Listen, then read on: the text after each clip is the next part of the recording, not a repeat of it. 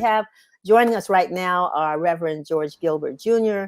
of Holy Trinity United Baptist Church right here in Washington, D.C., a native son over in Northeast who's been so active, not only in the pulpit, but also in the streets, making sure that folks understand the issues that impact our community. Reverend Gilbert, thank you for joining us. Thank you, and hello.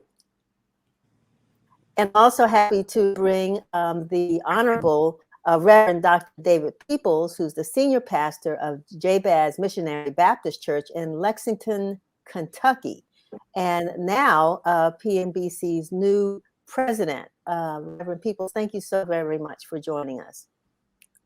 Thank you. Good to be with you.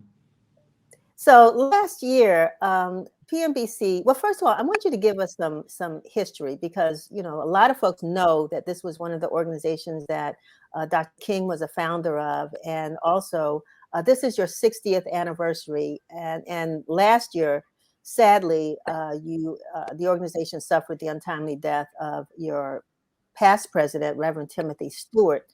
The 21st president and also the first to serve from the international region. He was from the Bahamas. So talk to us a little bit about the history of PNBC. And I'll start with you, Reverend Peoples. Well, thank you. The Progressive National Baptist Convention was founded in 1961 at Zion Baptist Church in Cincinnati, Ohio, on the leadership of Dr. L. Vencho Booth, who's the founding leader, along with other a total of 33 delegates. It was organized on one vote, majority. It came out of the National Baptist Convention, and it was created out of dissatisfaction in regards to tenure out of the National Baptist Convention, but also it was created because of wanting to have a platform in support for the late Reverend Dr. Martin Luther King Jr. And wanted to be more progressive and deal with social issues. And so that is the start of PNBC. And we are celebrating since this past August 60 years. And in this coming August, it'll be 61. But it is the denominational home of so many civil rights leaders, C.T. Vivian, Dr. Otis Moss, Dr. Gardner Taylor, Dr. William Augusta Jones. So many great leaders have come out of Prather Hall. So many people have come out of PNBC. And so we are the social justice denomination. We have over 1.5 million members across the world. We are in the Caribbean, we are in Africa, England, and in Cuba. And so we are the prophetic voice, and we're unashamedly concerned about the state of this country and how things are not moving the direction they need to. There's some fights that we are fighting now that our forefathers and mothers have fought, and we thought were already in the past, but we're discovering that we have to pick that fight back up again. You would think that the Voting Rights Act, which in times past has been passed with bipartisan support, great support, but now it's become such a divide. And so PNBC is not political, but we are prophetic, and we're here to speak for the voiceless. I want to thank you for that, Reverend Peoples. And Reverend Gilbert, you know, I had a conversation with a young man on Wednesday, and I say young because I don't even know if he's 40 yet. And for me, unfortunately, that's really young these days. But I mean, he said to me, he said, you know, Ms. Barnes, I would never have thought that we would be at this point, that we're still fighting for the things that my grandparents fought for. And I don't see a time when my generation or the next generation won't have to continue the fight. He says, I'm just, you know, I'm in that place now where I just feel as though we're always going to have this struggle. You know, you're second generation, maybe third. I know your dad, but I mean, what would be your response to that? And why is a social action committee so important right now when it comes to clergy and the faith community?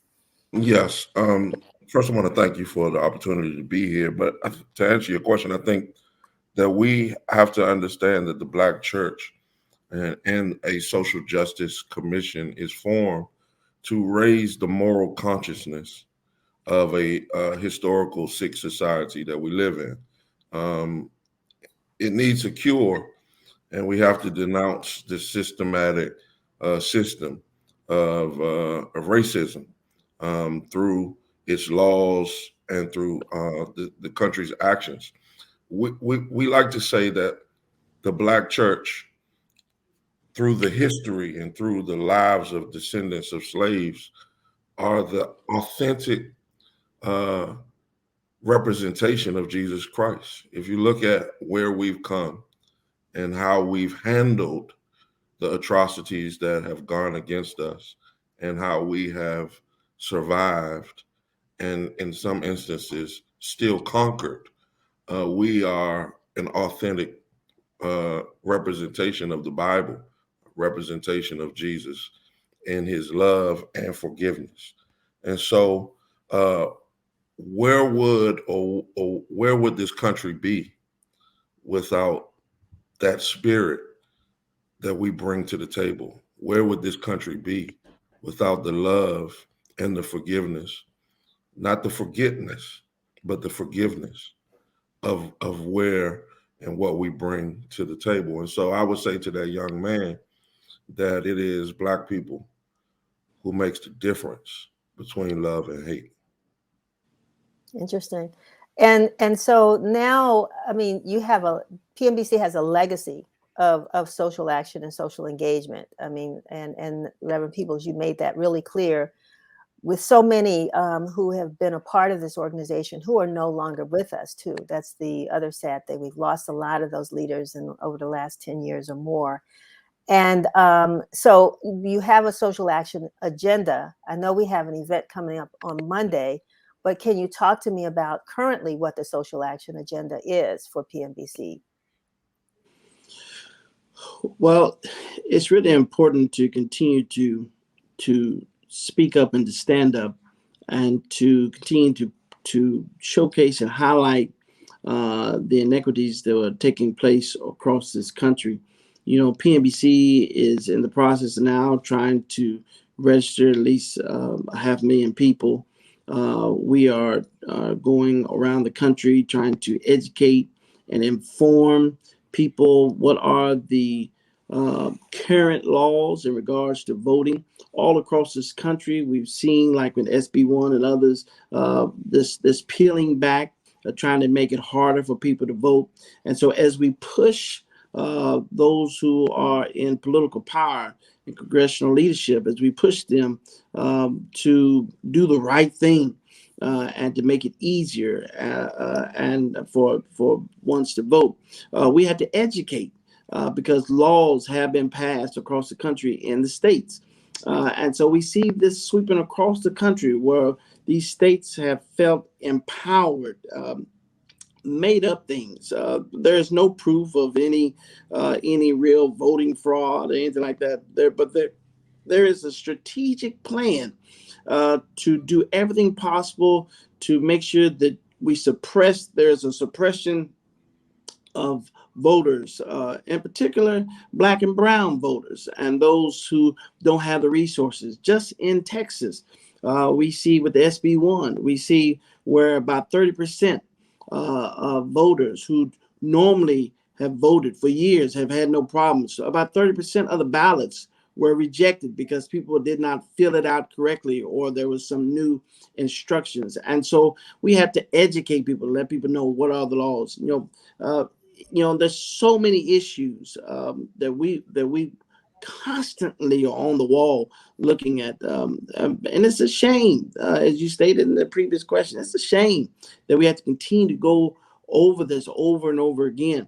But it's our job. It's our job, and until you stand up to something, nothing will ever change. And so you have to continue to push against the powers that be. And I know that we're talking about the social action, what you all are doing as an organization, but how does this trickle down as you mentioned, into the states and into the churches. And it's unfortunate that we've gone through this 2 years so far of COVID when the church doors have been closed. Not that the churches haven't been able to reach people thanks to technology, but how does this message trickle down? And what are your congregations saying to you about what their members are saying that's happening in their communities? Is there some kind of documenting you're doing, research that you're doing, or anything you're doing that just really sort of documents what's happening? Well, what I love about the Progressive National Baptist Convention is that it's broke down regionally, it's broke down statewide, and it's broke down locally and associations. And so we have a hands-on approach.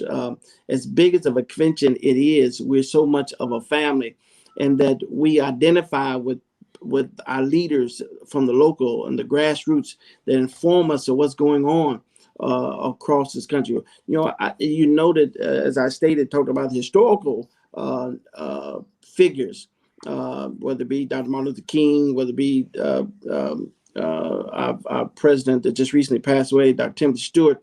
But we are proud. We have so many outstanding leaders. Even Senator Warnock is a pastor in the Progressive National Baptist Convention. You have Freddie Haynes. You have John Howard Wesley. So many other great leaders across this country that we can testify that are on the wall right now. And so as we identify and live out the spirit of those who have gone on, there is a present generation that is lighting the torch, but we're also making sure that we're informing our young people on this journey how to take this mantle, because it's not about something that you can just pass by to the next buck.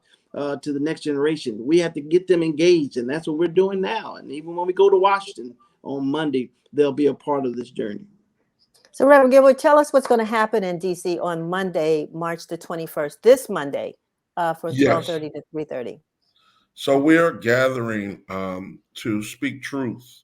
I kind of want to thank outlets like you, Denise, who are giving news from a Black perspective and not just giving us what everyone else is giving us. And it's so needed. Pnbc is standing against criminal justice problems. We need criminal justice reform. We need police accountability. We're pushing for voting rights, and we are definitely pushing that Judge Brown Jackson is confirmed. On Monday, we're having a gathering for a march at 11:30, and then we are having a rally at 12:30. I'm sorry. 12:30 is the march. 12:30 is the march, and then after the march, we're having a rally. And we are standing. I liken it to how the Ukrainian people are standing in solidarity. Men stood and remained while their families left to fight for their rights and fight for their country. We come to stand, but we're not standing with guns. We're not standing with missiles or rockets. We're standing with the word of God, saying that God is always on the side of the oppressed. God is always on the side of those that are downtrodden.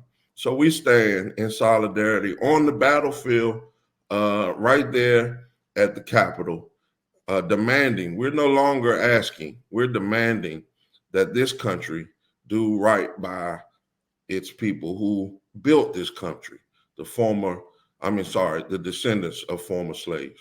So the march is going to start where? Mr. President? Well, the march will take place all on the Capitol grounds. I believe it's 200 Maryland, and you have the flyer there. But the march will take place at 12:30. Then we'll be marching down Constitutional Avenue to Section 12 of the Capitol grounds, and there will be a rally. There'll be a lot of people, and to be able to share. We're looking forward to hearing from speakers from across the country like Joe Madison and Nelson Rivers and Barbara Skinner and so many people, male, female, across the line, the NAACP, so many people that'll be a part of this journey. And we can all do something. This is not a one and done. This is a start of this particular season, continuation of what has already been taking place, and we'll continue to do it throughout the year and keep putting force and pressure on those who are in power to let them know, give us the ballot. Stop playing with our rights. Stop playing with and we ought to tell young people out there who don't care about voting that it must be real important, because you see such an intentional effort to rob us and deny us and make it harder to vote. And so what we would tell those who are in power is that when you know the right thing to do and you don't do it, it's a sin. Go ahead, Reverend. If I can piggyback, we have to understand that what we are doing is bringing a narrative that to our people and to the nation. The narrative is very controlled by the news media that doesn't look like us, and so we have to do marches and actions to create opportunity to suggest that there is another side to this story and another narrative. And so when we come out and folks are saying, well, why are you all marching? Marching doesn't work. It creates an opportunity to speak truth, not just to speak truth to the powers that be, but to speak truth to those who are watching CNN every day and getting a different perspective than what we sometimes believe, or some watching MSNBC or Fox. We need to create our own narrative, and that's why it's important to have outlets like the Washington Informer. I have so many responses to a couple of things that you all said, but I know that our time is running short. But one of the things I will say, and we talk about young people not voting. I took a poll the other day of some folks I know. I won't mention their names, and I was shocked to find out that they don't know who their local representatives are. They don't know the congressional districts in which they live in.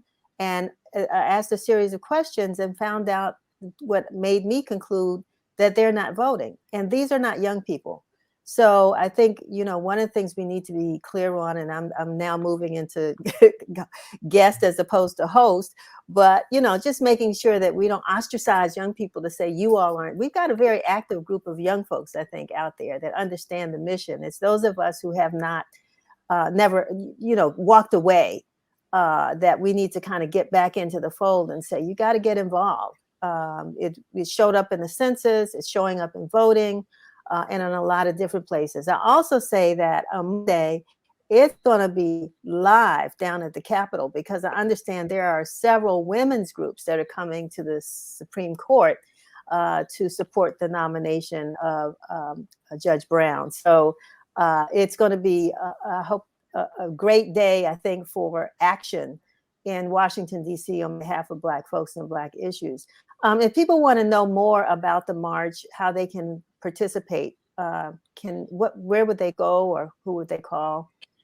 Well, let me say that we support the nominee, Judge Jackson, as well, and we'll be there to speak on that as well.